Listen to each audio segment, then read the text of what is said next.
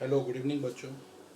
अच्छा, आप लोगों ने डेटरमेंट कंप्लीट कर लिया और डेटरमेंट की मैं वर्कशीट भेज रहा हूँ जिसमें करीब 30 क्वेश्चंस हैं और वो आप एज ए असाइनमेंट कंप्लीट कर लेना, क्योंकि अगर नहीं आपने टेक्स्ट बुक किया पहले टेक्स्ट बुक कंप्लीट करके वो स्टार्ट करना, क्योंकि वो प्रीवियस ईयर के बोर्ड के क्वेश्चन दिए हुए हैं, जिससे एक जजमेंट मिल जाए कि आप लोगों को भी खुद रियलाइज़ हो जाए कि आप कहीं वीक हैं, कहीं कुछ प्रॉब्लम्स हैं, तो आप उसको एक बार सॉल्व करके देख सकते हैं। और वो एज ए आपके प्रैक्टिस भी हो जाएगी और आपको अपने आप खुद भी आइडिया हो जाएगी वो चैप्टर आपका कितना क्लियर है या कहाँ कहाँ प्रॉब्लम्स आ रही हैं। चलो, अभी आज we will start new chapter, relation and function. First chapter. वैसे इस चैप्टर में 3 टॉपिक हैं, रिलेशन, फंक्शन और बाइनरी ऑपरेशन। लेकिन बाइनरी ऑपरेशन आपके कोर्स से हट गया है, तो हमें सिर्फ 2 टॉपिक्स को प्रैक्टिस करना है, रिलेशन एंड फंक्शन।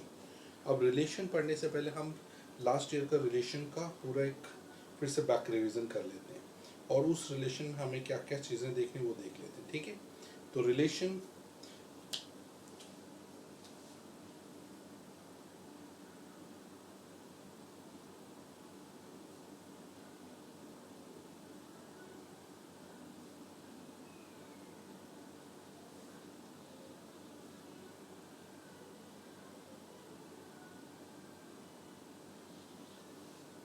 जैसे आप लोगों को पता है रिलेशन एक तरह का सबसेट होता है। Relation is subset of A cross B, या relation is subset of A cross ए।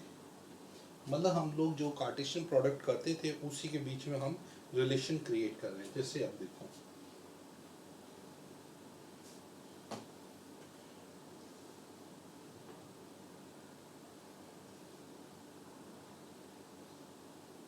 अब ए क्रॉस, ये ए सेट और बी सेट, ए सेट में 1 2 3 मेंबर है, बी सेट में 1 2 3 4। अब हम इसका कार्टेशियन प्रोडक्ट निकालते हैं, ए क्रॉस बी। देखो, कार्टेशियन 1 1 1 with 2 1 3 1 4, ऐसे 2 1 2 2 2 3 2 4 3 1 3 2 3 3 3 4। क्लियर हुआ। अब रिलेशन क्या है? इन्हीं relation subset of A cross B, such that relation हम ए और बी बना रहे हैं सेट बिल्डर फॉर्म में, such that A plus B is less than 4। मतलब ए और बी का सम, जैसे 1 + 1 2, 2 इज लेस देन 4 तो ये इसका मेंबर हो, 1 + 2 3, 3 इज लेस देन 4 तो ये इसका मेंबर, 2 + 1 लेस देन 4 ये इसका मेंबर, बाकी कोई भी मेंबर नहीं है, ये भी इनमें से कोई भी मेंबर नहीं है। तो इसके जो मेंबर है, एक 1 1, एक 1 2, एक 2 1, these are member of this. अगर a plus B more than 4 आ जाए तो फिर ये छोड़ के बाकी, जिसमें सिर्फ 1 3 2 2 3 1 नहीं आएगा, बाकी सब आएंगे। हाँ, तो ये इसके मेंबर हैं। तो जो पहला मेंबर है वो डोमेन ऑफ द रिलेशन, और जो दूसरा मेंबर है वो रेंज ऑफ द रिलेशन, 1 और 2 रेंज आ गए। तो रिलेशन एक तरह से ए क्रॉस में हम कितने रिलेशन इसमें बना सकते हैं, how many relation can be create. Relation आप बना सकते हो, रिलेशन का फॉर्मूला 2m × n। m कितने हैं इसमें? मेंबर 3, इसमें 4, तो 2 × 12। इतने आप रिलेशन ए और बी के बीच में आप क्रिएट कर सकते हो। ये तो हो गया रिलेशन। अब जो हमें रिलेशन यहाँ सीखने हैं वो रिलेशन के टाइप्स।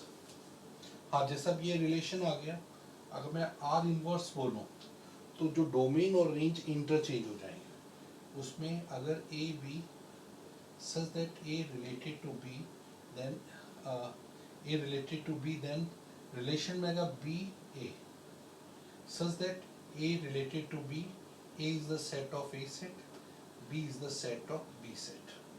तो हम इसमें लिखेंगे, जैसे 1 1 है तो ये तो 1 1 आ गया, 1 2 है तो 2 1, 2 1 है तो 1 2, these are the member of inverse relation. ठीक है, अब रिलेशंस में अब जो हमें मेन सीखने हैं वो है हमारे टाइप ऑफ रिलेशन। जो हम ये बैक रिवीजन करें टाइप ऑफ रिलेशन में सबसे पहले एम्प्टी रिलेशन। अगर हम देखें कि इसमें कुछ तो मेंबर इससे रिलेट हो रहे हैं, अगर कोई भी मेंबर इससे रिलेट नहीं होता, जैसे फॉर एग्जांपल आपने लिखा होता है a plus B is greater than is less than 2, तो 2 से लेस कोई भी नहीं है, तो ये रिलेशन इस समय एम्प्टी हो जाता, खाली, यानी कोई भी मेंबर इसका नहीं है जो इस रिलेशन को फॉलो कर। a plus B is less than 2, 2 से छोटा कोई भी सामने आ रहा है, तो ये रिलेशन आपका एम्प्टी हो जाता है। जब भी हम रिलेशन बना रहे हैं मतलब ए और बी के ही मेंबर होने चाहिए, जो पहला मेंबर ए सेट का, दूसरा सेट बी का। इसको दो तरीके से हम रिप्रेजेंट करते हैं, एक है सेट बिल्डर फॉर्म, एक है रोस्टर फॉर्म। ये है roster form. Set builder form में हम इस तरह से लिखते हैं। अच्छा, अब ये रिलेशन आ गया एम्प्टी। फिर है यूनिवर्सल रिलेशन।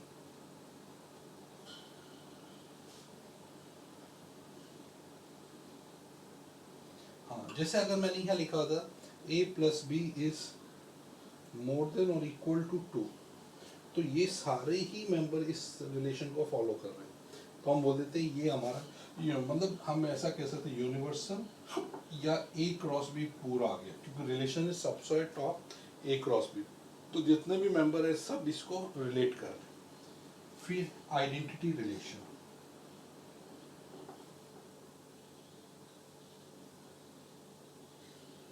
आइडेंटिटी रिलेशन में क्या होता है कि अगर A related to B such that A equal to B, first और सेकंड एक जैसे हो, मतलब सेम मेंबर A और B 1 1 2 2 3 3 4 4, इस तरह के relation, that is identity relation. ये हमारा लास्ट ईयर का बैक रिविजन। अब हमें जो रिलेशन बेसिकली 12th में सीखने हैं वो हमारे रिलेशन 3 टाइप के रिलेशन। रिलेशन एक तरह का कंडीशन है ए और बी सेट के बीच में। जैसे आप रिलेशन यहाँ ले रहे हैं, तो रिलेशन हमें दो सेट के बीच में हम जो रिलेशन क्रिएट कर रहे हैं वो रिलेशन है आपका, जैसा आपने ये दिया। अब रिलेशन में हम जो यहाँ पढ़ेंगे, हम 3 तरह के रिलेशन पढ़ेंगे। पहला रिलेशन आपका जो होगा दैट इज रिफ्लेक्सिव, दूसरा रिलेशन होगा सिमेट्रिक, तीसरा रिलेशन होगा वो होगा ट्रांजिस्टिव। ये 3 तरह, और ये तीनों रिलेशन जिसमें वैलिड हो जाए वो रिलेशन, उस रिलेशन को तुम इक्विवेलेंट, अगर ये तीनों उसमें आ जाए दैट रिलेशन इज इक्विवेलेंस। अच्छा, अब इसको समझने से पहले हमें सेपरेटली सबको समझना पड़ेगा। इसके लिए एक एग्जांपल हम लेते हैं। हम गो थ्रू टेक्स्ट बुक से ही मैं एग्जांपल बता रहा हूँ।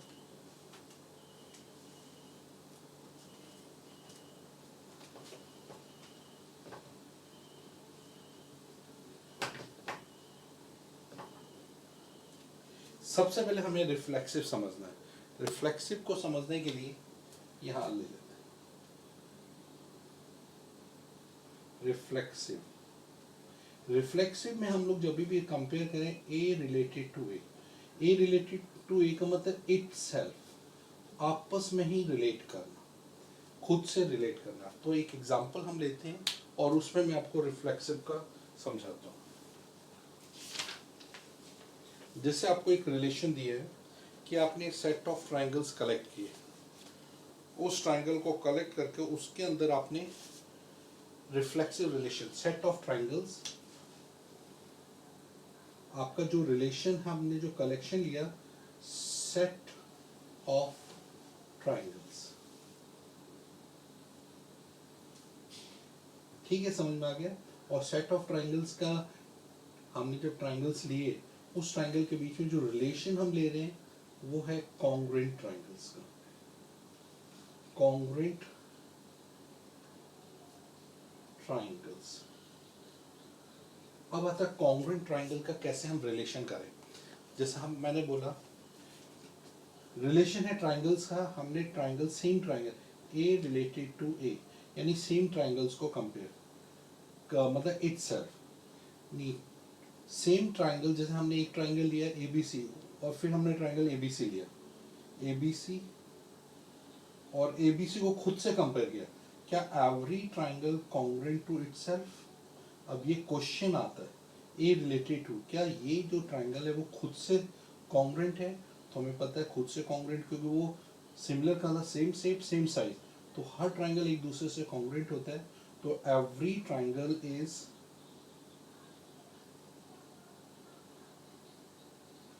इज कॉन्ग्रुएंट टू इटसेल्फ, वो अपने आप से कॉन्ग्रुएंट होता है।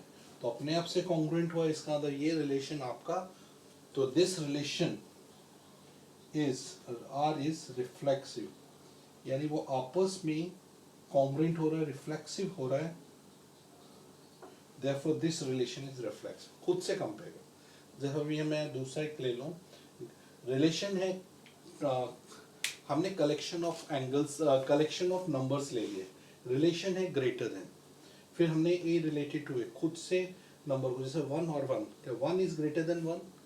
तो 1 कभी भी खुद से, कोई भी नंबर खुद से ग्रेटर नहीं होता है, सो वो रिलेशन हमारा रिफ्लेक्सिव नहीं है। फिर हमने ले लिया कलेक्शन ऑफ सिमिलर ट्राइंगल्स लिया, तो every triangle is similar to itself, तो ये रिलेशन जो सिमिलर ट्राइंगल वो रिफ्लेक्सिव हो गया। फिर हमने लिया पैरेलल लाइंस का कलेक्शन और रिलेशन है पैरेलल लाइंस, तो every line is parallel to itself, तो ये जो रिलेशन है वो रिफ्लेक्सिव हो गया।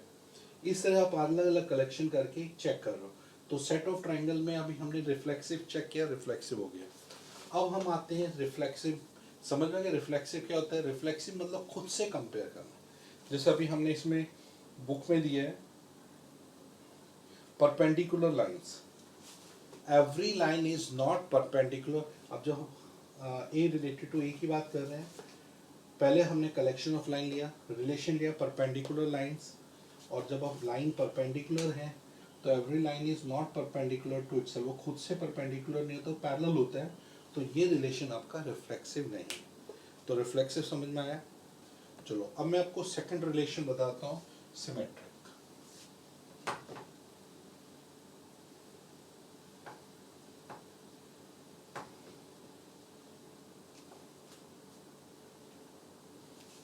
सिमेट्रिक, अब देखो सिमेट्रिक क्या है?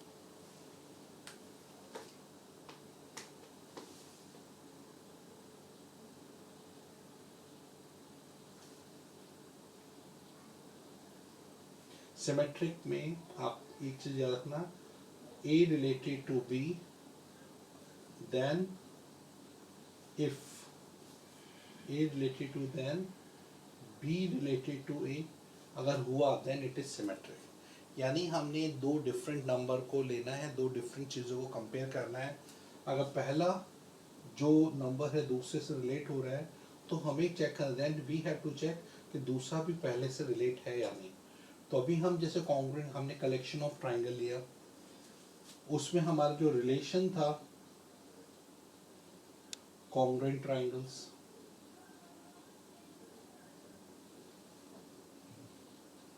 फिर हमने triangle T1 related to T2 हमने ले लिया, इफ तो हमने देखा ट्राइंगल ABC DEF, ये दोनों कॉन्ग्रुएंट हैं, this means AB equal to DE, BC equal to EF, AC equal to DF, angle A equal to angle D, angle B equal to angle E, angle C equal to angle F, ये आ गया। तो अगर हम reverse देखें तो चीजें वही आ रही हैं कि DF, then this means T1 is congruent to T2, तो then by the property of congruency देखें तो T2 automatically congruent to T1 हो जाए, तो फिर D से इक्वल है ये इसके, ये तो SS से भी congruent है, SAS से भी congruent है, या एंगल साइड एंगल से भी कॉन्ग्रुएंट, हर रूल एप्लीकेबल होगा। सो दिस रिलेशन इज, क्योंकि A related to B then B related to A हो रहा है, then this relation is symmetric. जैसे हम दूसरा नंबर लेते हैं सेकेंड केस, रिलेशन है हमारा कलेक्शन ऑफ नंबर्स लिए, रिलेशन है ग्रेटर देन। जैसे हमने लिखा if A related to B, mean कि first number is greater than second, then b is always smaller than a, b is not greater than a, then अगर 3 is greater than 1, then 1 is not greater than 3, for example. So this relation b is not related to a. So this relation, if a related to b, does not implies b related to a. तो ये relation हमारा symmetric नहीं है। अगर A B से है तो B जरूरी नहीं कि ए से रिलेट हो जाए। क्लियर हुआ? दूसरा, कलेक्शन ऑफ लाइंस लिया,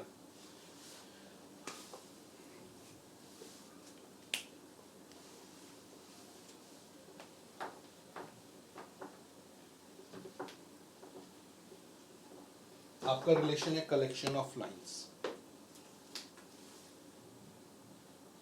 आपने कलेक्शन ऑफ लाइंस में रिलेशन लिया पैरेलल लाइंस।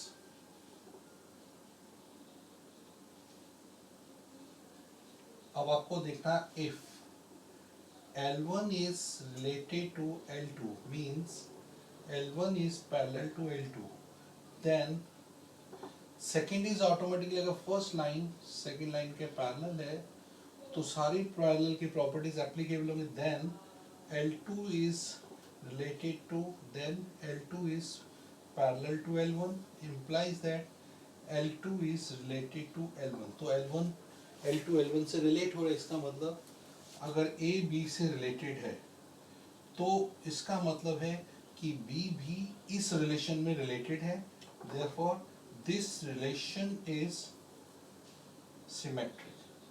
मतलब रिवर्स में भी ये एप्लीकेबल है, जिसको कहते हैं अगर एक साइड से हम कर रहे हो दूसरी साइड से भी हो रहा है तो वो रिलेशन आपका क्या हो गया? सिमेट्रिक हो गया। ठीक है, समझ में आ गया? अगर हम इसी में परपेंडिकुलर लाइंस देखें, रिलेशन है perpendicular lines, collection of lines में परपेंडिकुलर लाइंस हमने लिया if L1 is related to L2 means L1 perpendicular to L2,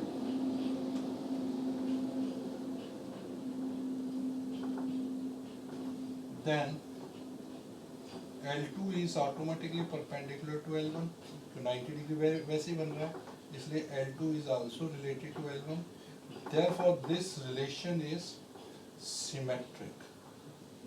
मतलब ये जो कलेक्शन ऑफ लाइंस में हम रिलेशन डाल रहे हैं वो रिलेशन हमारा सिमेट्रिक होगा। इसे सिमेट्रिक में आपको ध्यान रखना है, पहला आपको ट्रू हो रहा है तभी आप आगे बढ़ोगे, अब पहला ही ट्रू नहीं हो रहा तो फिर आप दूसरे को रिवर्स में नहीं चेक कर सकते, तो ये जरूरी कंडीशन है इसमें। अब हम आ जाते हैं थर्ड रिलेशन, ट्रांजिस्टिव रिलेशन।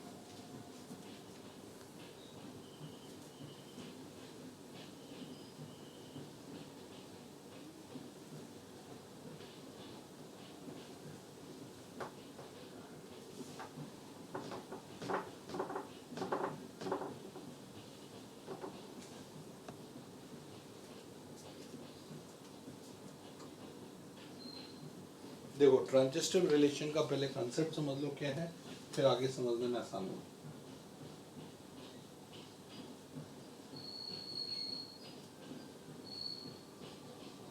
इसमें क्या है कि आपका अगर A B से रिलेटेड है और B C से रिलेटेड है, ट्रांसमिशन हो रहा है, then A related to C, then this relation is transitive. अभी आप लोग देखो कोरोना में जो ट्रांसफर हो रहा है कम्युनिटी ट्रांसमिशन, वो ट्रांसमिशन क्या मतलब? ट्रांसफर होना, ए से बी हुआ, बी से सी हुआ, तो ए और सी दोनों ही कोरोना पॉजिटिव आपके पेशेंट हो गए।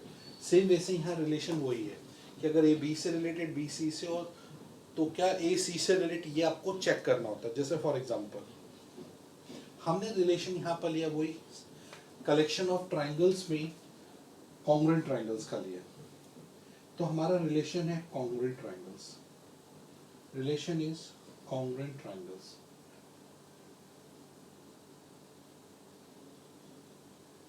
तो हमने पहले लिया इफ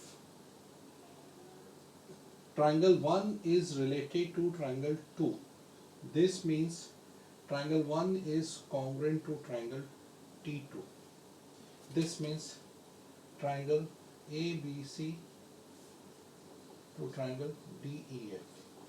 फिर हमने लिया if T2 is related to T3, then हमने जिससे ये पता चला कि second triangle congruent to third triangle, DEF congruent to triangle XYZ। अब हमें देखना है therefore इन दोनों से रिलेशन, अगर पहला ट्राइंगल इससे कॉन्ग्रुएंट, सेकंड वाला थर्ड से कॉन्ग्रुएंट, तो फर्स्ट ऑटोमेटिकली थर्ड से कॉन्ग्रुएंट हो रहा है, then T1 is congruent to T3 by the property of congruency, then triangle ABC is congruent to triangle DEF, XYZ। इसके कारण ये ऐसे हो गया, therefore T1 is related to T3, therefore this relation is transitive। तो ये transitive हो गया। इसके लिए जरूरी कंडीशन कि T1 T2 से होना चाहिए और T2 T3 से को रिलेट हो, तभी हम T1 और T2 को चेक कर सकते हैं। अगर ये रिलेशन नहीं हुआ हम आगे नहीं बढ़ सकते।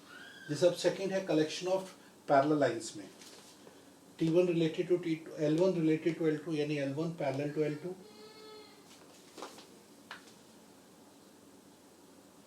L1 parallel to L2।